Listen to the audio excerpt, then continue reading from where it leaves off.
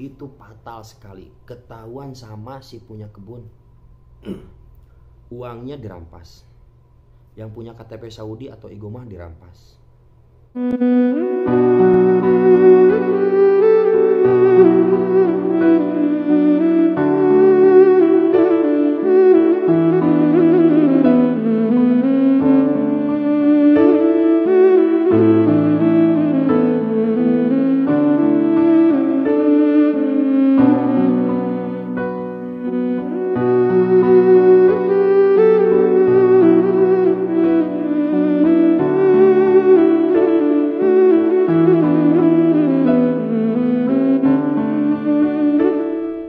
Assalamualaikum warahmatullahi wabarakatuh. Jumpa lagi di PJR Channel. Di kesempatan video kali ini saya akan sedikit membahas tentang maraknya atau banyaknya ustadz-ustadz atau muthayyib yang nakal saat membawa jamaah umroh. Sebelum bercerita, saya mau mendoakan dulu para subscriber dimanapun berada. Semoga selalu dalam lindungan Allah dan semoga disehatkan, semoga panjang umur dan selalu diberi keberkahan. Amin ya robbal alamin. Dan tidak lupa saya juga selalu mendoakan yang belum pernah umroh, semoga Allah segera mampukan untuk melaksanakan ibadah haji dan umroh ke dua tanah suci Mekah dan Madinah. Bagi yang sudah umroh, saya doakan juga semoga bisa datang kembali ke dua tanah suci Mekah dan Madinah. Amin ya robbal alamin. Jadi begini saudara-saudara, saya akan sedikit bercerita tentang banyaknya para muthayyib atau para ustadz, entah itu dari Indonesia, entah itu para pemukim yang ada di kota Madinah. Karena setahu saya banyak ustadz atau muthayyib yang di Madinah yang pada nakal. Kenapa nakalnya para muthayyib atau para ustadz? Padahal itu pembimbing para tamu Allah. Nah, di sini saya akan menjelaskannya. Saya sebagai pekerja kebun kurma banyak sekali menyaksikan atau melihat dengan kedua mata saya sendiri banyak ustadz yang jualan. Bukan semata-mata saya mematahkan rezeki para ustadz atau para muthayyib. Saya mohon maaf sekali, karena ini sangat penting bagi saya. Jadi saya akan menyampaikannya kepada semua teman-teman ataupun yang di Madinah ataupun yang ada di Indonesia. Jadi begini nakalnya para ustadz atau para muthayyib itu. Banyak sekali ustadz-ustadz atau muthayyib berjualan kepada para jamaah umroh. Jadi muthayyib ini membimbingnya dari mulai kedatangan, check out Madinah ke Mekah, sampai kepulangan. Dan saya juga merhatiin banyak sekali ya muthayyib yang amanah, tentunya yang kredibel, yang sangat berpengalaman. Banyak sekali, tidak sedikit muthayyib yang baik-baik. Nah, saya akan membahas muthayyib yang nakalnya ini. Setelah kedatangan jamaah umroh, tibalah di hotel. Setelah sehari di hotel atau 2 hari, langsunglah ziarah Madinah atau city tour.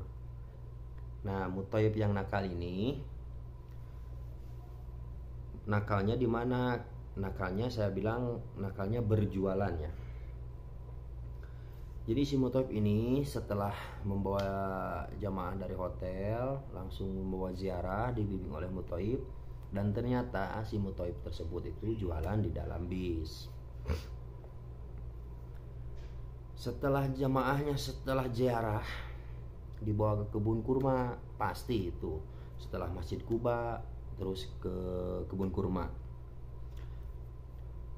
Nah, untuk para muthayyib saya himbau, kalau sekiranya mau jualan harus tahu situasi dan kondisi. Jangan waktu dibawa ke kebun kurma berjualannya di dalam bis pas waktu mau ke kebun kurma. Padahal si jamaah umroh yang dibawa oleh si muthayyib nakal itu diarahkan ke kebun kurma itu untuk berbelanja oleh-oleh. Sedangkan dia dagang di dalam bisnya. Si Muthaib yang berjualan itu di dalam bis tadi itu tibalah di kebun kurma. Setelah nyampe di kebun kurma, ternyata si jamaah yang dibawa oleh Muthaib tadi itu tidak belanja sama sekali. Kenapa tidak belanja? Karena udah dihandle sama Muthaib dan sudah dibilangin sama Muthaib bahwa belanja di kebun kurma itu harganya mahal-mahal. Nah, di situ para Muthaib saya menghimbau. Jadi jangan sampai menjatuhkan harga yang di kebun. Kalau berjualan boleh-boleh saja asalkan tahu kondisi dan situasinya. Karena si pihak kebun dari malamnya sudah membayar bis atau mencarter bis untuk datang ke kebunnya sebesar 500, bahkan ada yang 700 atau setara dengan 2,5 juta sampai 3 juta. Jadi tidak sedikit, setiap bis yang datang ke kebun kurma itu dibayar, tidak gratis. Kita lanjut ke Muthaibnya. Setelah nyampe di kebun kurma, si Muthaib tiba-tiba bilang ke para jamaah yang dibawanya, "Ibu, bapak boleh mencicipi di sini sepuasnya. Tapi jangan beli di sini karena di sini mahal. Saya menyediakan sama seperti di kebun kurma, harganya lebih murah," ucapan si Muthaib kepada jamaah yang dibawanya. Dan akhirnya si jamaah yang dibawa itu tergiurlah karena harganya lebih murah daripada di kebun tersebut. Jadi ini sangat disayangkan ya untuk para Muthaib, tapi bukan semata-mata saya mematahkan rezeki para ustadz atau para Muthaib yang berjualan. Saya mohon maaf sekali. Jadi di sini saya membahas ustadz yang nakal itu kenapa? Karena saya menghimbau kepada ustadz, kasihanilah supir yang membawa kalian dan membawa para tamu Allah. Karena yang diharapkan oleh supir ini yang pertama bayaran dari kebun. Karena setiap kebun itu membayarnya tidak sedikit kepada supir, dan itu sangat diharapkan sekali oleh para supir, terutama supir Indonesia. Dan tiba-tiba jamaah umrohnya tidak belanja, akhirnya uang yang dibayar tadi malam kepada supir itu diambil lagi. Mending kalau supirnya orang Indonesia. Kalau supirnya orang Indonesia pasti tahu percakapan para ustadz atau para Muthaib yang berjualan di dalam bis. Nah, kalau supirnya orang luar selain Indonesia pasti tidak akan mengerti ya bahwa si Muthaib ini berjualan. Setelah beres di kebun kurma selama 20 menit atau setengah jam, diarahkanlah pulang si para jamaah umroh ini dengan tidak belanja sedikit pun di kebun kurma itu. Pas waktu di kebun kurma, di tempat perbelanjaan ini, si jamaah umroh itu ditanya sama pekerja Indonesia, "Ibu, bapak kenapa tidak belanja di kebun ini? Kenapa tidak membeli oleh-oleh?" Si jamaah umroh itu tidak mungkin semuanya bisa tutup mulut. Menjawablah si jamaah umroh itu kepada si pekerja yang nanya tadi, "Mohon maaf, kami bersama teman-teman sudah belanja dari ustadznya." Nah, itu kan sudah ketahuan bahwa ustadz yang berjualan. Nah, setelah beres, diarahkanlah pulang ke bis. Dan si pihak kebun sudah menyediakan pekerja yang standby di parkiran untuk memeriksa semua bis. Apa yang diperiksa? Terutama belanjaannya. Satu orang Indonesia, satu orang Saudi. Masuklah ke dalam bis setelah jamaah semua beres dari kebun kurma, masuk ke dalam bis. Terus masuklah si pekerja kebun kurma ini yang disediakan oleh si punya kebun kurma itu. Ternyata jamaahnya tidak belanja, dan belanjanya sudah dari Ustadz. Nah, di sini kelihatan nakalnya Ustadz ini di sini. Setelah jamaahnya tidak belanja, Muthaibnya berjualan, uang yang tadi dibayarkan ke bis diambil lagi. Tapi yang namanya Muthaib nakal sungguh tidak tahu malu sekali. Setelah jamaahnya diarahkan semua ke bis, dia balik lagi mendatangi si pihak kebun, si yang punya kebun. Ngomongnya begini, saya katanya Ustadz Muthaib membawa jamaah sekian bis. Terus ditanya si pihak kebun, dia berbohong. Kata si pihak kebun, belanja enggak? Iya belanja, katanya banyak belanja. Enggak tahu si Muthaib bahwa bisnya sedang diperiksa. Ternyata datanglah si yang meriksa tadi, yang 2 orang, yang 1 orang Saudi sama orang Indonesia itu, datang laporan bahwa bis yang dibawa oleh nomor sekian tidak belanja. Terus si pihak kebun bertanya, kenapa tidak belanja di sini? Kata si pemeriksa tadi yang 2 orang, dia bilang kalau oleh-olehnya sudah dihandle sama Ustadz. Jelas dari situ marah sekali yang punya kebun. Datanglah turun tanganlah si pihak kebun itu, nyamperin supir, ngambil uangnya yang dibayarkan tadi malam. Sedangkan supir tidak tahu menau, diambillah uang. Merasa tidak terima karena uangnya diambil, terjadilah cekcok. Bahkan ada juga yang sampai baku hantam. Karena ini kesempatan supir untuk mendapatkan uang dari kebun. Jadi setelah dibayar seneng lah si pihak supir itu. Ternyata diambil lagi. Gimana mau gak kesel? Uang yang sudah dibayar 700, ya lumayan gede, tiba-tiba diambil lagi sama si pihak kebun. Ya marah, akhirnya cekcok, adu mulut, sampai ada yang berantem.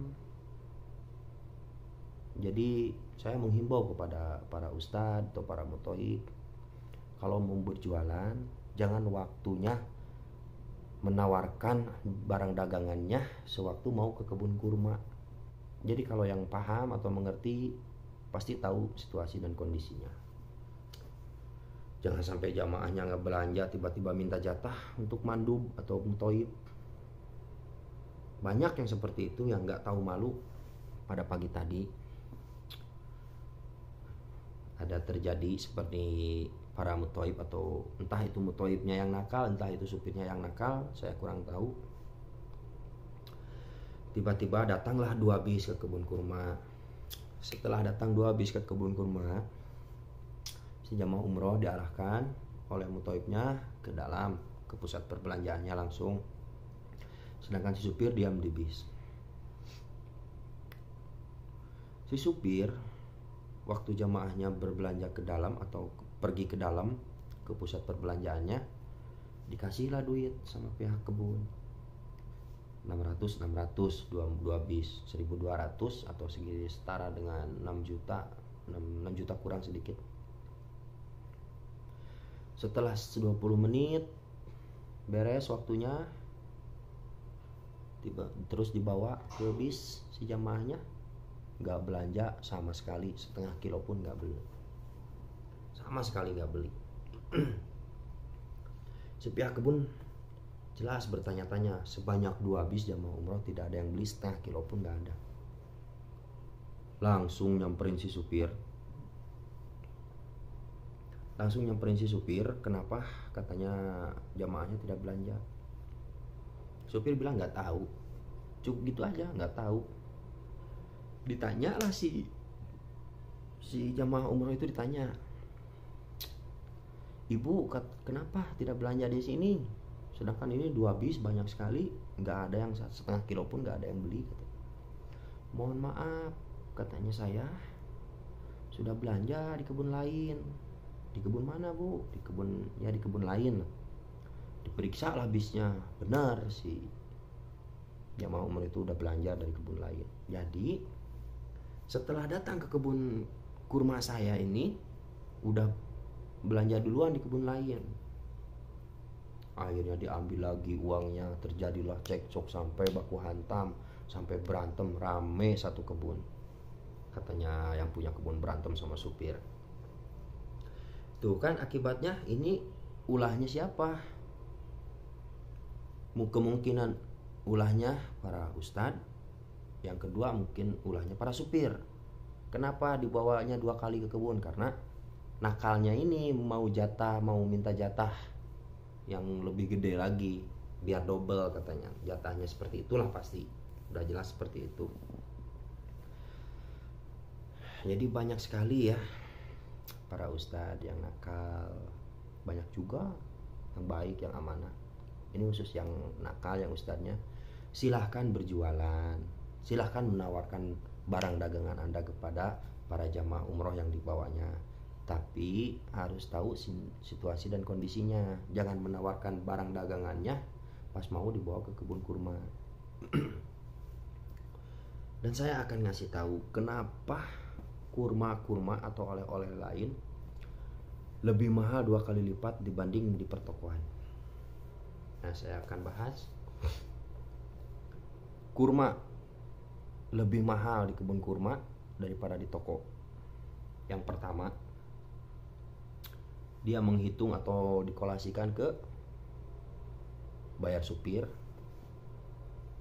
terus ke pekerja, karena nggak ada yang kerja di kebun kurma itu kerja bulanan atau sistem gaji per bulan, nggak ada, bayarnya semua harian. Terus yang ketiganya, si pihak kebun merasa rugi, menghimbau kepada para muthaif, jangan sampai berjualan pas waktu mau dibawa ke kebun kurma.